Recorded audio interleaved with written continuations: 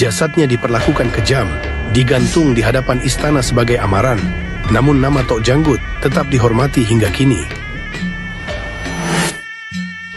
Nama sebenar Tok Janggut ialah Haji Mat Hassan. Beliau adalah anak kepada Panglima Munas yang mati dibunuh oleh Pak Suleng Bulat. Tok Janggut juga pernah belajar dan menetap di Mekah. Tok Janggut dikatakan mempunyai tubuh badan yang tinggi dan besar. Janggutnya yang panjang memutih dengan kepalanya yang lonjong besar.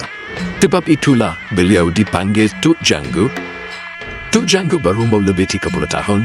Beliau mempunyai seorang abang yang bernama Mat Tahir yang juga mati dibunuh oleh budak-budak raja di Padang Garung, Kota Baru. Tok Janggut dilantik menjadi Menteri Besar Jajahan Pasir Putih semasa pemerintahan Engku Besar Jeram Tun Ahmad dengan gelaran Datuk. Antara perwatakan yang dapat dilihat pada watak Tok Janggut adalah Tok Janggut dikatakan seorang yang patriotik. Seorang yang patriotik akan mempertahankan atau memperjuangkan agama, bangsa dan negara dari sebarang ancaman sama ada dari dalam atau luar. Dengan kata lain, seseorang yang mempunyai semangat patriotik akan menumpahkan tak setia yang tidak berbelah bagi kepada negaranya dan akan melakukan apa saja demi negaranya.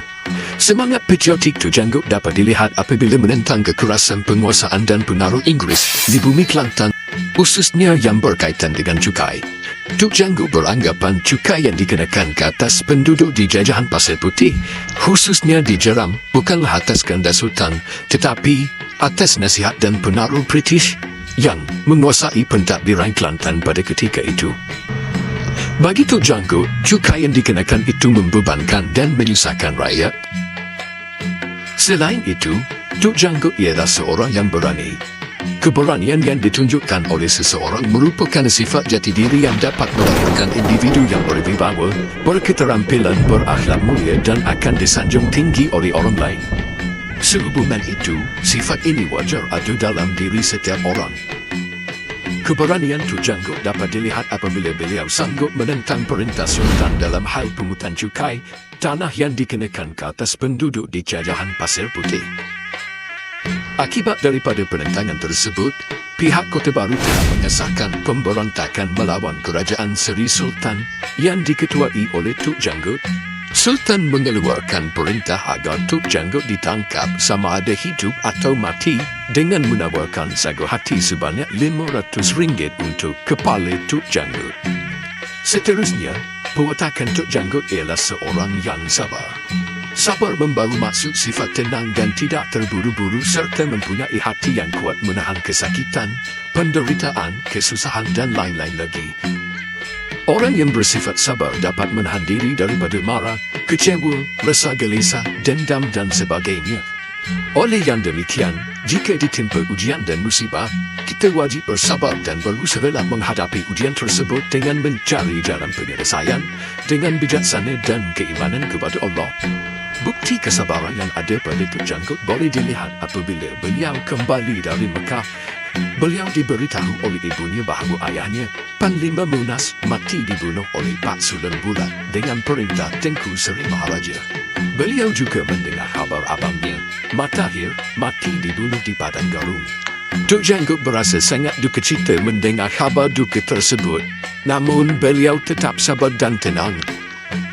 Beliau bersembahyang dan berdoa agar dia dimasukkan iman dan banyak sabar. Kesabaran Tok Janggut meletakkan di puncak pemerintahan Engku Besar dan beliau diberi gelaran Datuk oleh Engku Besar Jeram. Beliau dihormati oleh semua orang kerana sikapnya yang sabar dan tenang. Tambahan pula, Tok Janggut ialah seorang yang berwibawa. Kewibawaan merupakan keupayaan seseorang menguasai atau mengarah orang lain atau menerbitkan pengaruh yang kuat.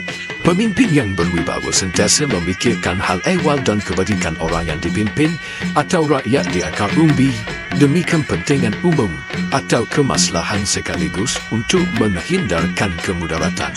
Pemimpin yang berwibawa sentiasa memikirkan hal ehwal dan kebajikan orang yang dipimpin atau rakyat di akar umbi demi kepentingan umum atau kemaslahan sekaligus untuk menghindarkan kemudaratan. Sebagai contohnya, setelah kembali dari Mekah, Tok Janggut menjadi orang kepercayaan dan kesayangan Engku Besar. Apabila berhadapan dengan sebarang masalah, Engku Besar akan berunding dahulu dengan Tok Janggut, Encik Ishak Merbul dan penghulu Adam. Kewibawaan Tok Janggut terselah apabila beliau diberi kepercayaan oleh Engku Besar untuk mendamaikan perkelahian antara orang kampung Limbungan dengan orang kampung Kementing. Kewibawaan Tok Janggut juga terselah apabila beliau dilantik menjadi Menteri Besar apabila Engku Besar Jeram menjadi Raja di Pasir Putih. Kesimpulan daripada cerita Tok Janggut ialah kisahnya merupakan simbol keberanian dan semangat menentang penjajahan British serta kezaliman.